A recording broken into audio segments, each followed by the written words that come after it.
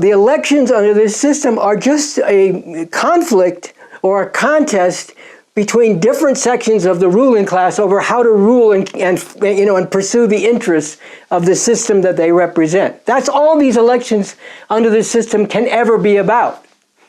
Now, in these times, you have a very, sharp, even antagonistic conflict within the ruling class itself over how to pursue those interests, both within the country and in the international arena. And as much as the Democrats, as soon as the election was over,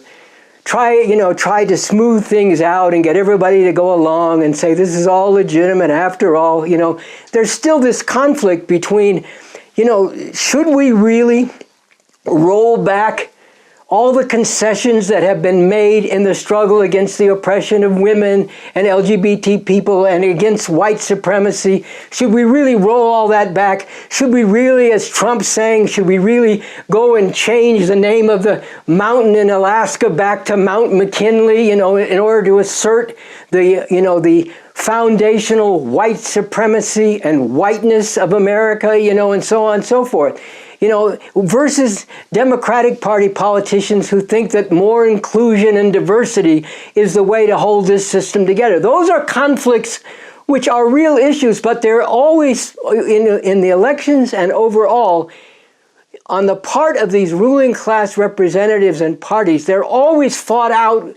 on the terms of the system itself. Never is there an election in which a major party and candidates actually put forward a program that would completely uproot all this oppression, discrimination, inequality, and all this, rampaging in the international arena, and all this vicious super exploitation of children and others. I talk about children, I keep talking about this.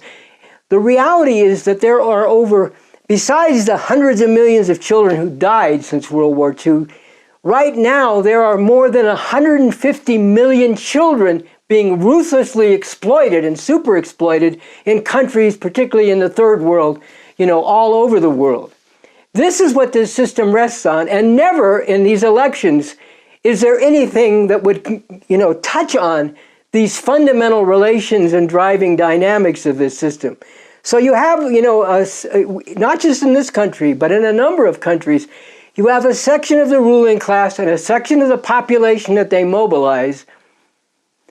that actually feels that moving to fascism is the best and really the only way to maintain the superiority of the system and of the conquering interests, if you will, of the country that they are part of. So you have a section of ruling classes, not just here, but in other countries too, that says that outright fascism, whether they're willing to call it that or not, outright fascism is the way that this system needs to operate and the way it needs to be defended and extended. So this is what we're dealing with, but it's all fundamentally on the terms of this system, which functions as I've described it, with all the horrors that I can barely describe in the time we have.